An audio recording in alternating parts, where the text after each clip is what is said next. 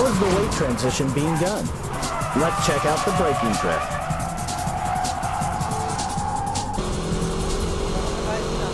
The three important things here are when to steer in, when to shift down, and how long you keep braking. These are the three most important factors. Okay, I'm in third gear, I'm stepping on it, I'm speeding, then brake. How much you brake is crucial. If you kill the speed too much, you'll end up stopping before you drift like this, and with understeer. So you'll need a fair amount of speed even when you begin braking. Slow down to about 70% on the straightaway, then let go. Let go of the brake and steer into the corner.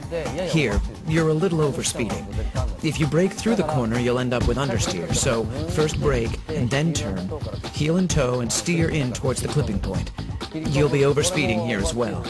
Then you shift down to second gear while leaving your foot on the brake.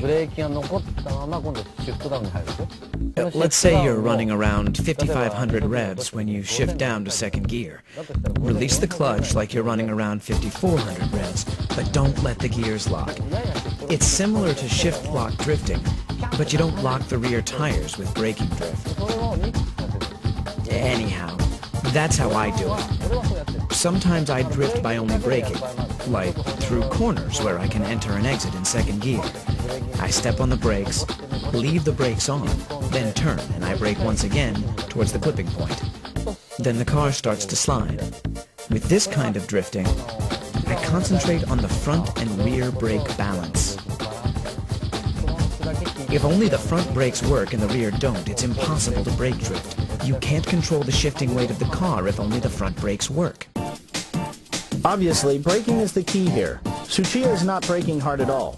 He's stepping on the brake with a certain rhythm to adjust the speed. If you coordinate the steering work to the braking, you're a step closer to Tsuchiya's braking drift.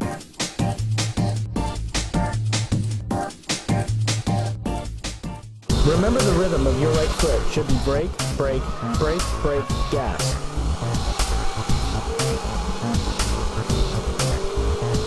Steering into the corner and shifting down should be done simultaneously.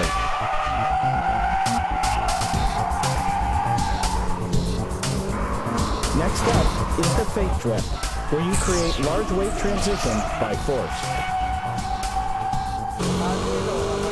When weight transition is difficult to make just by braking, you shift the weight with a feint movement.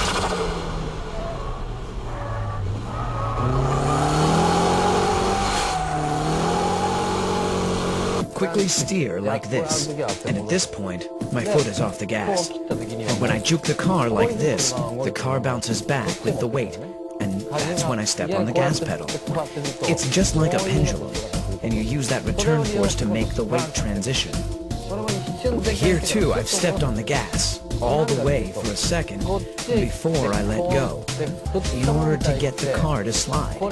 Once the car is in sliding mode, release the foot from the gas, and control. I used to do this a lot on snow. If you're going too slow, you have to step on the gas to make it happen. But if you're going fast enough, and you steer to the left and quickly steer back to the right, your tail will automatically start to slide. But you know, I wasn't that good back then, so my car would lose speed while I was doing all that. That's when I learned to give the car some gas to make the car slide, so that I can drift, even at such speeds. Because of the inertial force from the feint action, the braking doesn't have to be as strong as the braking drift. It's all physics and dynamics, but the rhythm of the right foot is always the same.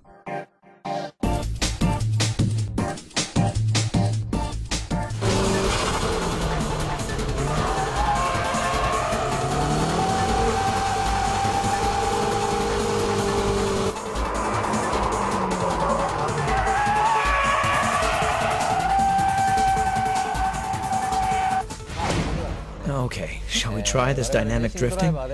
This one's pretty difficult, so even professional racing drivers like us can't always get it right. Drifting begins from stepping off the gas, just like the Fuji Speedway's 100R or the final corner at Tsugo.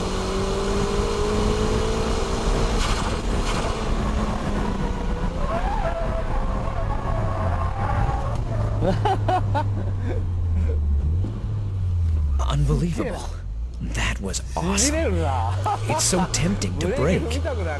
Here in Ebisu, this 100R corner is a third gear corner. You step on the gas all the way in third gear. Then the difficult part is where you release your foot from the gas pedal for a second. You're coming in with enough speed in third gear. Steer into the corner, and the moment you release the gas, you start to slide. On this particular track, you need to get ready for the final corner at this point and slow down. But for now, we'll ignore that to show you guys this dynamic drifting. So when you release the gas, your tail will slide. Then you just counter steer and control. I use this a lot at the Fuji Speedway's 100R corner. I charge in without braking and just instantly let go of the gas. And when the tail starts to drift, I just counter steer and slam on the gas as I exit the corner. You do this at the final corner at Tsugo. There are some cars that can plunge into the corner without braking at all. In a Miata, you can dynamic drift in Maze. Go right in at full speed, and by releasing the throttle, you can initiate the tail slide. From there, it's just counter steering and stepping on the gas again at the exit. And that's what I call dynamic drifting. This is an example of not how he stepped off the gas, but how Tsuchiya was able to avoid crashing. His lightning-quick steering work is simply unbelievable.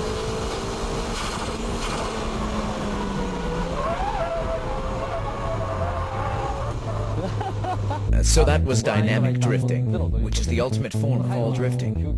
That wraps up the 6 basic techniques of drifting. I won't recommend the dynamic drifting at the early stages of learning how to drift, since it can be dangerous. With the mastering of all these 6 basic techniques, you too will be able to drift like a pro. The first thing you have to do if you want to take up drifting is not to be afraid.